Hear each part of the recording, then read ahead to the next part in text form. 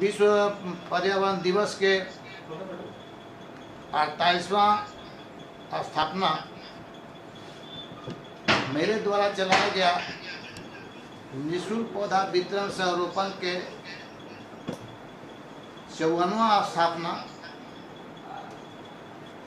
और पर्यावरण धर्म एवं बनराखी मूवमेंट का 44वां स्थापना पर देश और दुनिया के तमाम बच्चे एवं बुजुर्गों को पर्यावरणविद कौशल किशोर जायसवाल की ओर से करता हूं प्रणाम। मैं इस कार्य के लिए मैं सभी को बहुत बहुत बधाई देते हुए मैं पर्यावरण धर्म के बारे में मैं बताना चाहता हूं। हमने बाल अवस्था में 1966-67 में महाअकाल पड़ा था पलामू जिले में। ये केवल पलामू जिले में पूरे देश भर में। उस समय खाने को अन्न नहीं था और पीने को पानी नहीं था। हम लोग बहुत विकट स्थिति में बाल अवस्था में किसी प्रकार से हम लोग कहा जाता है कि घास की रोटी और पत्ता को खा करके जंगली कंदमूल खा करके हम लोग जिए थे। बाद में भारत सरकार द्वारा अमेरिकी जनता की भेंट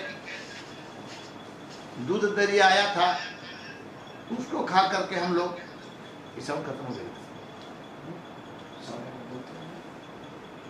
हम लोग किसी तरह से जीवन पार्जन किए थे।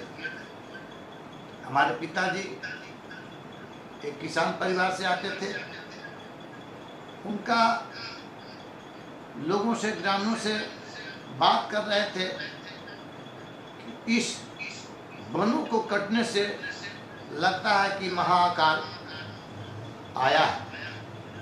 उसी बीच हमारे ग्राम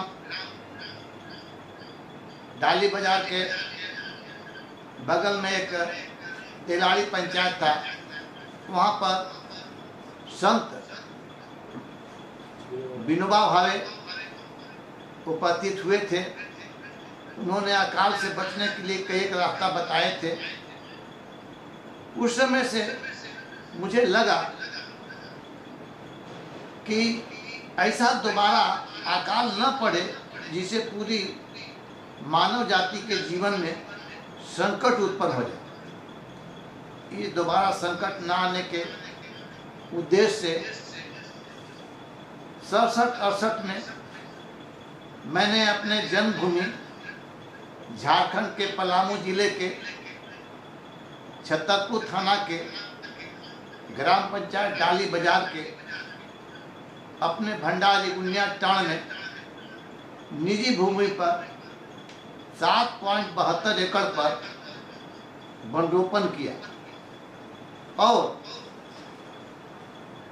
67-68 के बाद 3 साल तक हमने अपने भूमि पर प्लांटेशन को लगाया।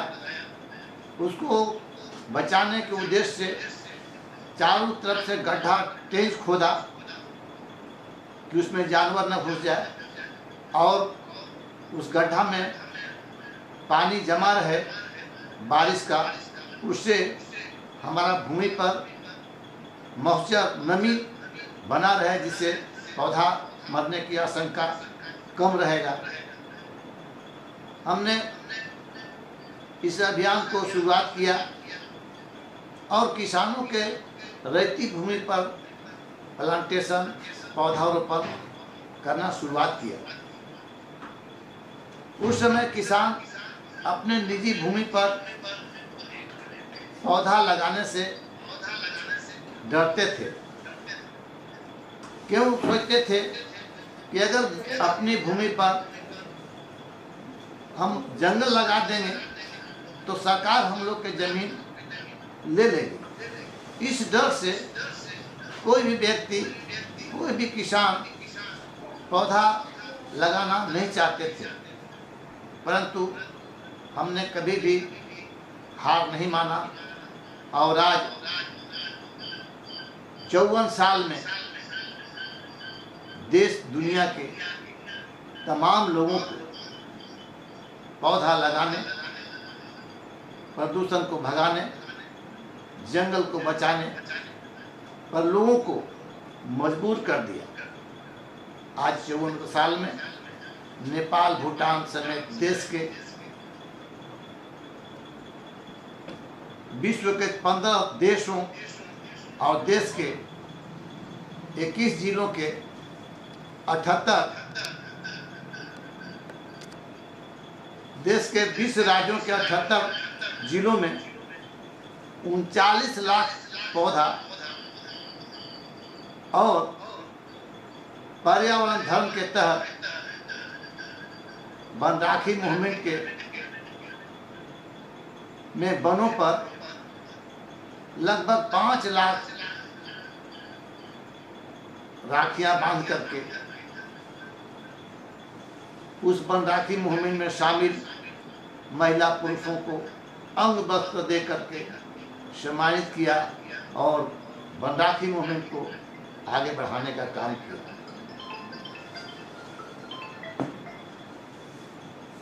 यह अभियान जारी रहा। जब हमने 1967-68 में प्लांटेशन लगाना चालू किया था तो लगभग 77-78 में के आसपास जो पौधा लगाए गए थे मेरे द्वारा वो विधिक रूप में माफियाओं द्वारा काटने लगा लोग। उसको बचाने के उद्देश्य से, इसमें आवाज नहीं आ रही है, फायदा नहीं, बचाने के उद्देश्य से, ठीक है, उस पेड़ को बचाने के उद्देश्य से हमने पर्यावरण धर्म और विश्वव्यापी पर्यावरण संरक्षण अभियान एक संस्था बनाया। वह संस्था आज तक अपने परिवार के खर्च से और अपने खर्च पर चलाते हैं। किसी से आज तक कोई मदद नहीं लिया।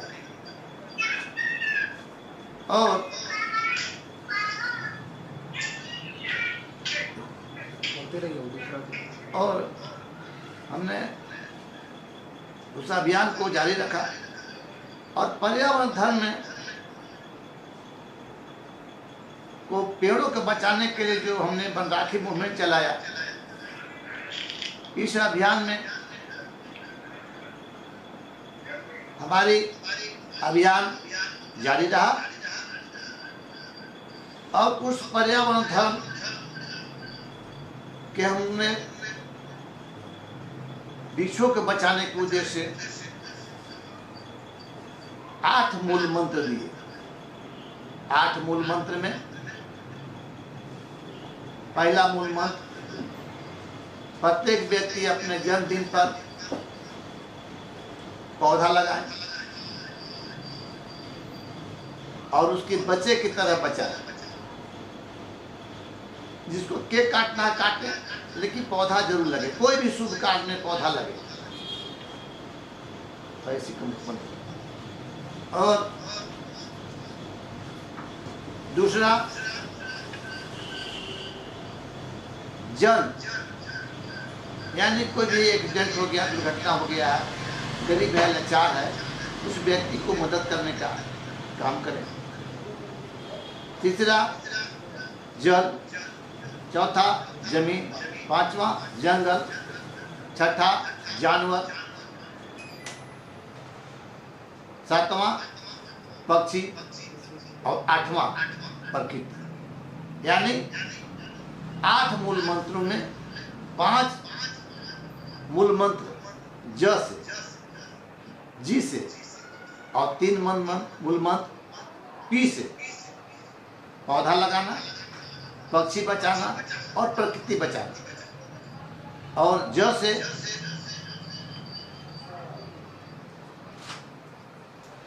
जन आदमी, जंगल, जमीन, जानवर और जल, ये हमने मूल मंत्रों को दिया। जिस प्रकार से हमारे देश में भगवान बुद्ध का धर्म का प्रचार हुआ, हमारे जैन धर्म का प्रचार हुआ, गुरु नानक, गुरु गोविंद सिंह सिख धर्म का प्रचार हुआ, उसी प्रकार से मैंने पर्यावरण धर्म को प्रचार किया। और इस प्रचार को मैं रोका नहीं, लगातार आज 44 साल से हमारे देश में आते हैं बौद्ध भिक्षु, हमारे देश में और दूसरे देश से लोग आते हैं। आपके बोध गया में गंगा श्राद्ध में, गया श्राद्ध में लोग करने आते हैं। ऐसे स्थान पर जा कर के हमने लोगों को पर्यावरण धर्म के बारे में बताया, समझाया और उनको प्रार्थना कराया, उनको शपथ दिलाया। आपको बताना चाहता हूँ, जितनी भी इस दुनिया में मानव जातियाँ हैं, सबका अपना अपना धर्म होता है। उस धर्म में आरती होते हैं और प्रार्थना होते हैं, और उस धर्म में एक बंधन होता है कि कोई भी व्यक्ति गलत काम न करे, तो उसके के लिए शपथ होता है। उसी प्रकार से हमारे पर्यावरण धर्म में प्रार्थना होता है। वो प्रार्थना क्या है, जैसे जहाँ भी प्रोग्राम होता है, उस प्रोग्राम में चाहे कोई भी पदाधिकारी हो, कोई भी लीडर हो, तो सब कोई के हाथ जोड़ करके, और जब पौधा लगाया जाता है तो पौधा स्थापना करने के पहले लोगों के बताया जाता है कि शिव और वृक्ष एक समान, पीते बीज करते कल्याण। एक समय भगवान शिव जी ने समुद्र से निकला हुआ विष पान करके इस सृष्टि को नाश होने से बचाए थे। आज पूरी दुनिया में उद्योग से के चीनी से निकला हुआ जहर, गाड़ी से निकला हुआ साइलेंसर से धुआं, विष, यह पूरा धरती तो धरती, ब्रह्मांड के 84 लाख जूनी जीवों पर खतरा के घंटी बजा रहे हैं। इससे बचने के लिए एक ही विकल्प है, वो भगवान शिव के समान पौधा और पेड़ है, उनकी स्थापना करते हैं हम लोग। जब उस पेड़ पौधा को स्थापना करते हैं तो उस स्थापना में हम लोग प्रार्थना करते हैं। प्रार्थना में क्या है कि धन्यवाद हे प्रभु तेरा, हम करते बारंबार वृक्षों का कार्य सृजित करके निकट से करते हमको प्यार। प्राणवायु इनसे मिल पाई, भोजन जल की है बहुताई, बुद्धि स्वच्छ होकर हर्षाई, मिले प्रभु प्रेम का अद्भुत यह संसार। धन्यवाद हे प्रभु तेरा, हम करते बारंबार, करो सहाय हमारी ऐसी, सत्यम शुभम सुंदरम जैसी, जाएं छोड़कर भले सभी हम, सदा चले व्यवहार। धन्यवाद हे प्रभु तेरा, हम करते बारंबार। लोगों के प्रार्थना कराने के बाद प्रणाम करते हैं और शिव के समान पौधा को हम लोग स्थापना करते हैं। लोगों के बताते हैं, जो भी मानव जाति हैं, जो भी अपना अपना धर्म मानते हैं, वो मानिए, लेकिन उसके साथ साथ मेरा पर्यावरण धर्म भी मानिए।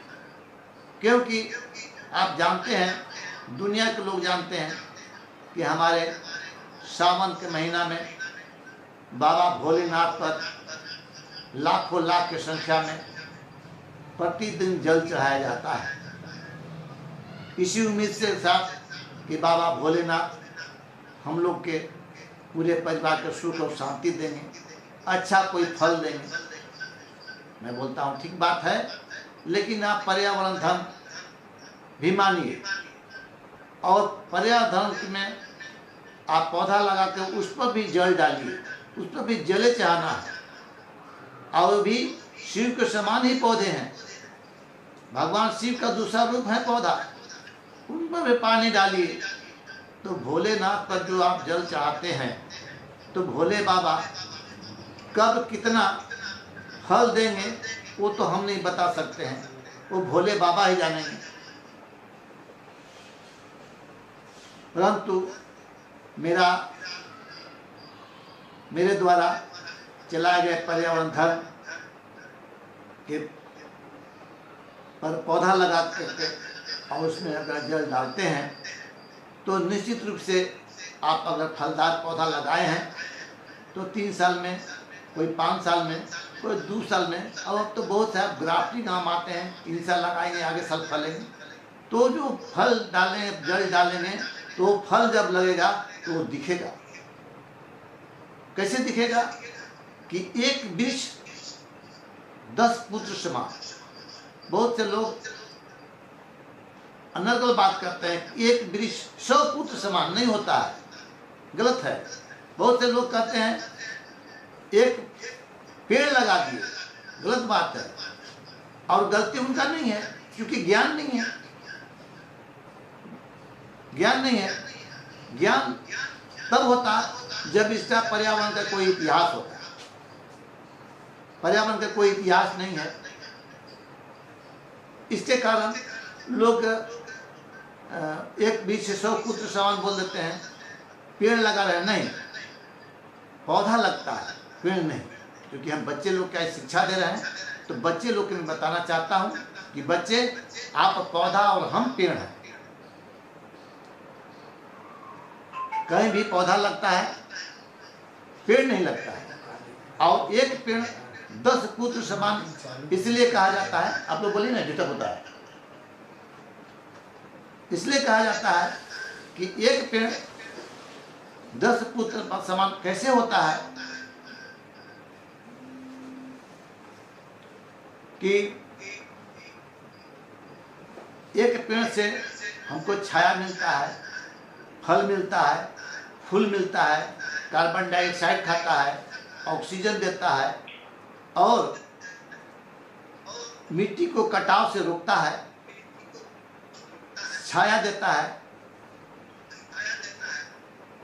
और मिट्टी से, उसका पत्ता से खाद बनता है और बंजर मिट्टी को सॉफ्ट भूमि बनाता है। ये 10 तरह के एक पेड़ काम करता है।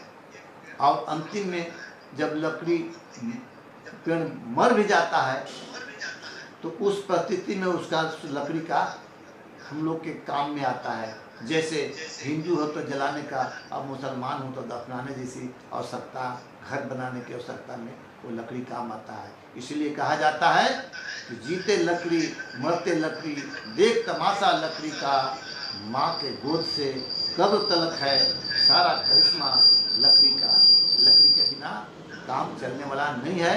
एक समय हमारा देश सोने की चिड़िया कहाने वाला देश में हम लोग, आज 10 साल 15 साल पहले हम लोग दूसरे देश से लकड़ी आ रहा था, लेकिन आज हम लोग आत्मनिर्भर होते जा रहे हैं। आज हरियाली तेजी से बढ़ रहा है। आज हमारे देश का जो 33% वन क्षेत्र होना चाहिए था, वो नहीं है। जनसंख्या बढ़ा और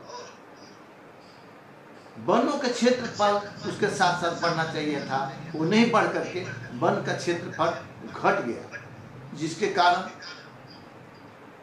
प्रदूषण बढ़ा, गाड़ी बढ़ा, फैक्ट्री बढ़ा, उद्योग बढ़ा। इससे हमारा जो है पूरे विश्व में प्रदूषण की आग लगी।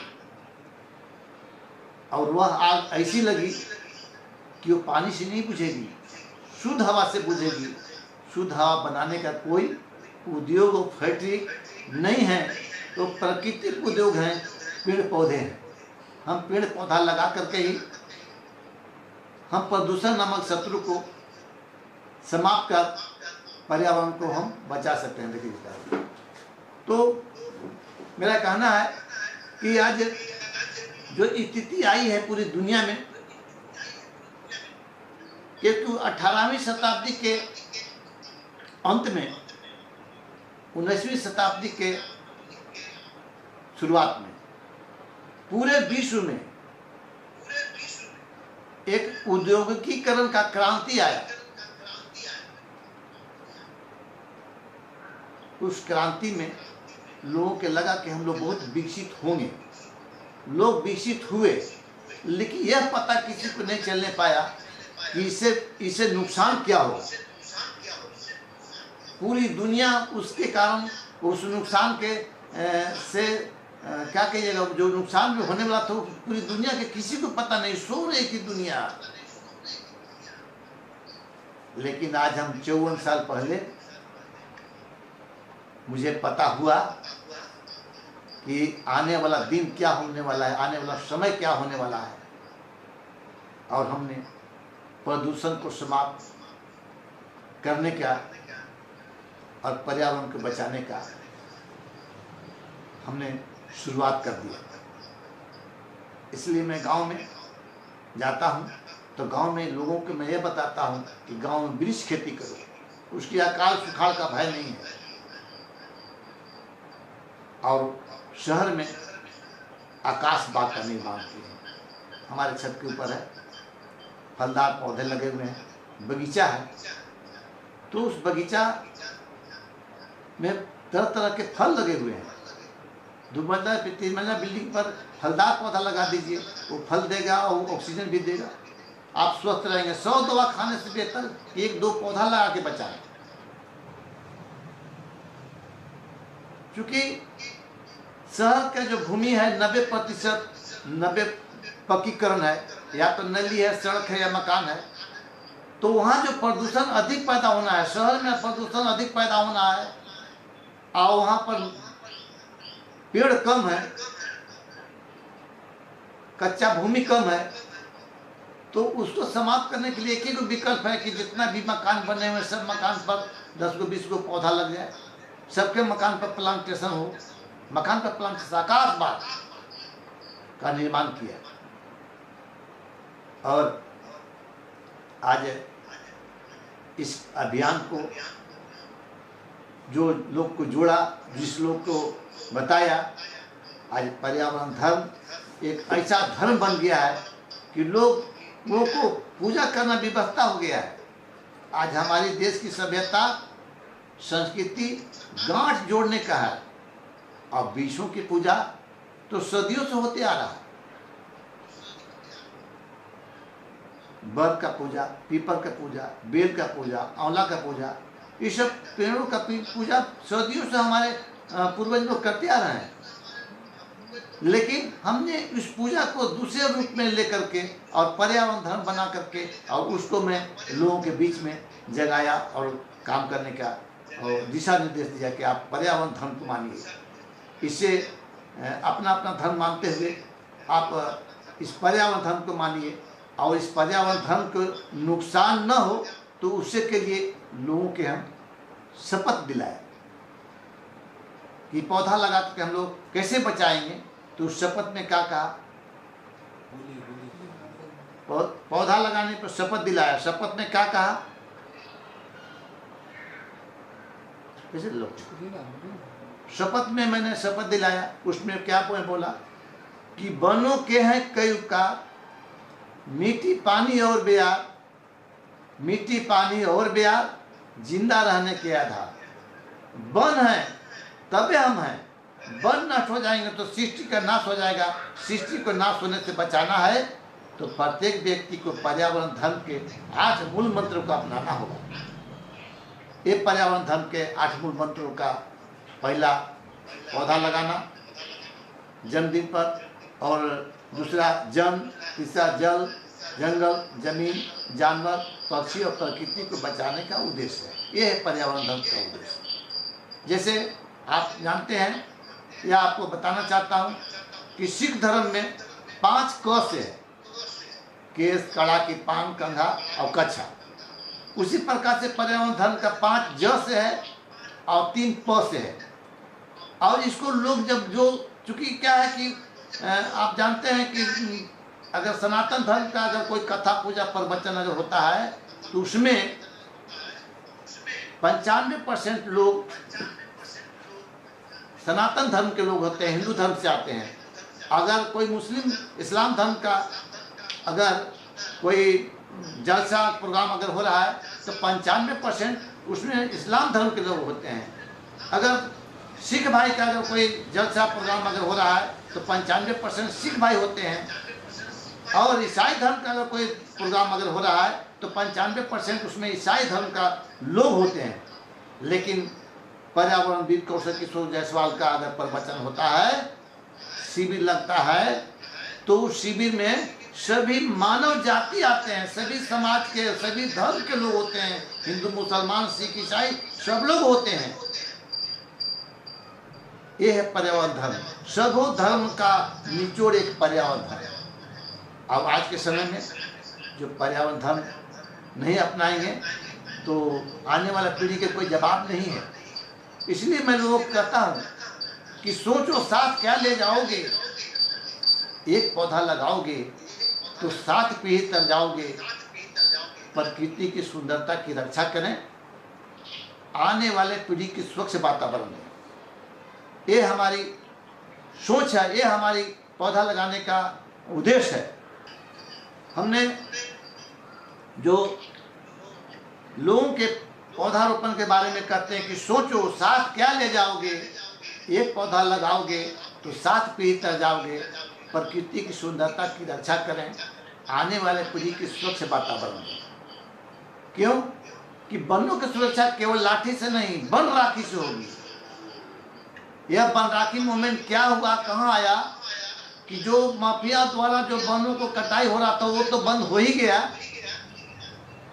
80 में। 77 में मैंने पर्यावरण धर्म चलाया और उस पर्यावरण धर्म के तहत ही वन राखी मूवमेंट चलाया। वन राखी मूवमेंट में वनों पर रक्षा बंधन किया, राखी बांधा महिलाओं को लेकर के, और लोगों के कहा महिला रक्षाबंधन के दिन भाई के कलाई पर राखी बांधती है और उसकी लंबी उम्र की कामना करती है। हर बहन, हर सिस्टर, मैं बोलता हूँ कि रक्षा की कामना होनी चाहिए। बहन अपने भाई के कलाई पर राखी बांधते हैं, बांधिए, लेकिन बीच को भी भाई मान करके उस पर भी रक्षाबंधन होनी चाहिए। क्यों कि मानव रूपी भाई से जीवन रूपी भाई, वृक्ष भाई पर रक्षाबंधन करने से इस धरती पर 84 लाख जोड़ी जीवों की रक्षा होती है। क्यों कि अन्न और पानी के बिना 2-4 दिन आदमी जिंदा रह सकता है, परंतु हवा के बिना एक पल भी जीना मुश्किल है। तो वो हवा कहाँ से मिलता है? तो वन से मिलता है। इसलिए मैं कहता हूँ कि वनों के हैं कई उपकार, मिट्टी पानी और ब्यार, मिट्टी पानी और ब्यार जिंदा रहने के आधार। यानी वन है तबे हम हैं। वन नष्ट तो सृष्टि का नाश हो जाएगा। तो सृष्टि को नाश होने से बचाना है तो पौधा लगाइए, वन बचाइए। ये हमारी जो वनों का जो क्षेत्रफल है, जब 1950-51 में हमारे देश की वनों का क्षेत्रफल 33% था और जनसंख्या आज से 10% था। उस समय की जो हमारी जिंदगी, उस समय के जो ऑक्सीजन, उस समय के जो हवा, उस समय के प्रदूषण में, आवाज़ में बहुत का डिफरेंस हो गया। तो गाड़ियाँ बढ़ी, उद्योग बढ़े, आदमी बढ़े, जन बढ़े, तो वन क्षेत्र को भी बढ़ना चाहिए था, पेड़ों की संख्या बढ़ना चाहिए था। वो नहीं ऐसा हुआ। पेड़ों के क्षेत्रफल आज अगर जो स्थिति सरकार के हिसाब से 18%, 19% है, कहाँ 33% था, कहाँ 19%। तो इससे वन का क्षेत्रफल घटा। तो इसके कारण जो है से एक्सीडेंट हो गया, दुर्घटना हो गया। क्या? प्रदूषण नामक शत्रु से। ये प्रदूषण नामक शत्रु को समाप्त करने के लिए हम लोग को एक आज़ादी हुई है, परंतु दूसरी आज़ादी भी बाकी है। किससे? प्रदूषण नामक शत्रु से। इस देश के नौजवानों के शहीदों के मदद से हमारी देश आज़ाद हुई है, परंतु एक आज़ादी बाकी है, प्रदूषण नामक शत्रु से। अब प्रदूषण नामक शत्रु को गोली बारूद से नहीं मारा जा सकता है, पौधा रूपी मिसाइल से समाप्त हम कर सकते हैं। इसीलिए मैं कहता हूँ कि पौधा लगाओ और प्रदूषण भगाओ और पर्यावरण बचाओ और पानी बुलाओ, और नहीं तो तीसरा विश्व युद्ध, जल संकट और अब आने वाला ऑक्सीजन संकट है, इसको कोई रोकने नहीं पाएगा।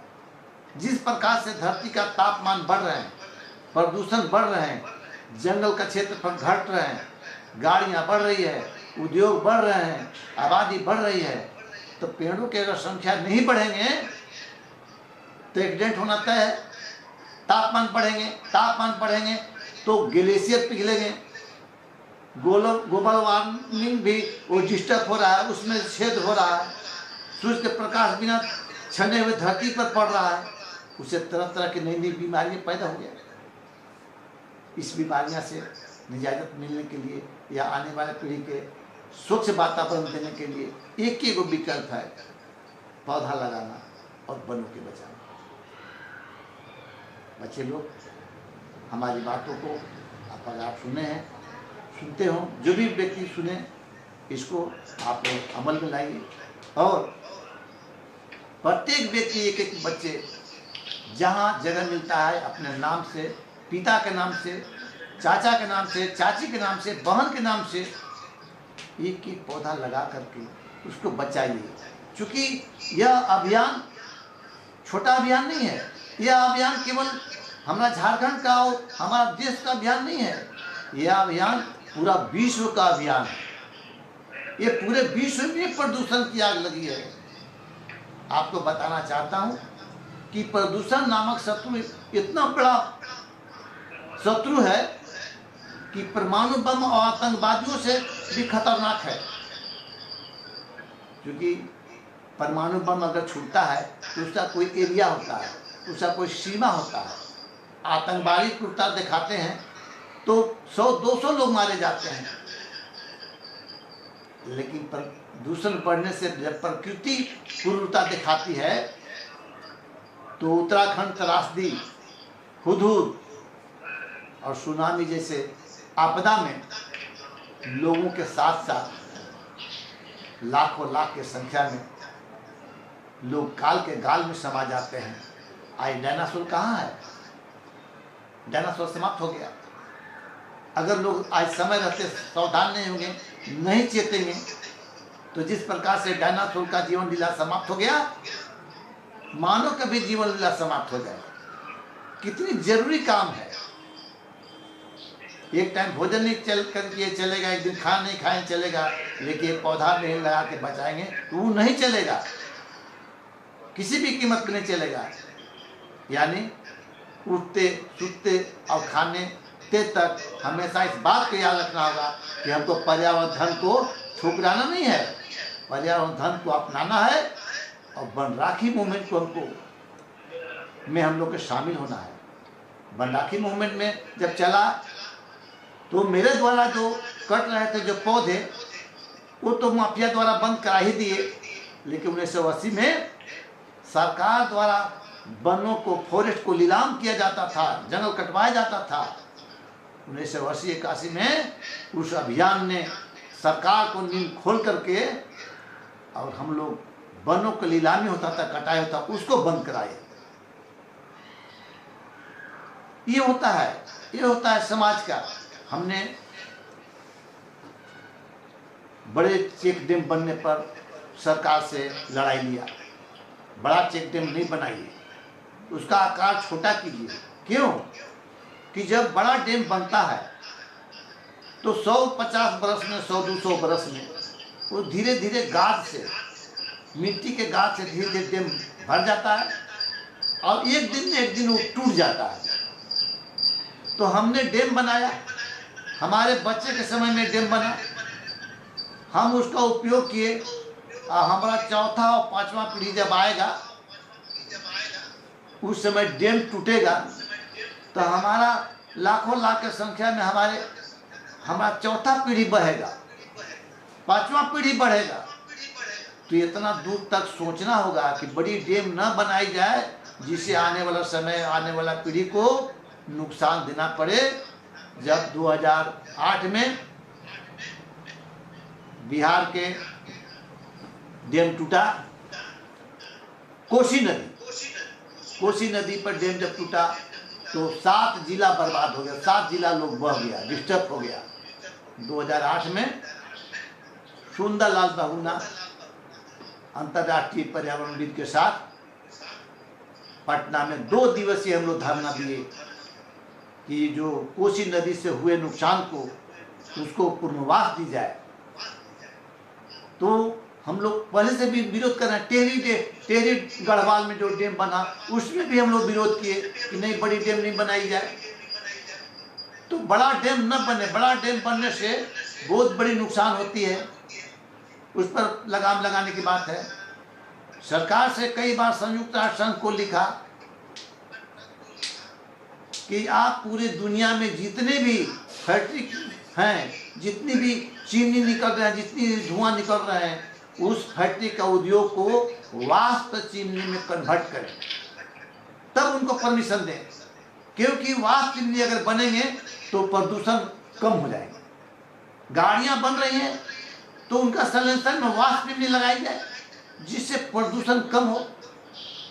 और अधिक से अधिक पेड़ कहाँ लगाया जाए? जो पहाड़ नंगे हो गए हैं उस पहाड़ को जो अधिक टेम्परेचर बर्दाश्त, अधिक टेम्परेचर बर्दाश्त करने वाले जो पौधे होते हैं, जैसे बर, पीपल, बरगद और पाकड़, आंवला, नीम, ये सब जो प्रजाति के जो पौधे हैं, ये नंगे पहाड़ पर खाली जमीन पर लगाई जाए तो वो अधिक से अधिक गर्मी बर्दाश्त करके भी वो जिंदा रह जाता है। सरकार को उसके बारे में भी लिखा। और पलामू परमंडल में तो एक ब्लैक शेडो जोन है, काली छाया है। भारत के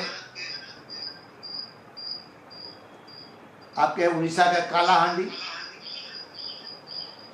झारखंड के पलामू, और प्रदूषण में दुनिया का तीसरा और भारत का पहला धनबाद डिस्ट्रिक्ट है जो प्रदूषण से पूरा भरा पड़ा हुआ है। वहाँ भी हम लोग, वहाँ भी जाकर के हमने प्रोग्राम दिया, पिछले साल भी प्रोग्राम दिया, जगह जगह प्रोग्राम दिया कि आप लोग जो है पौधा लगाइए, जो भी खाली ज़मीन है उस पर पौधा लगाइए, घरे घर पौधा लगाइए।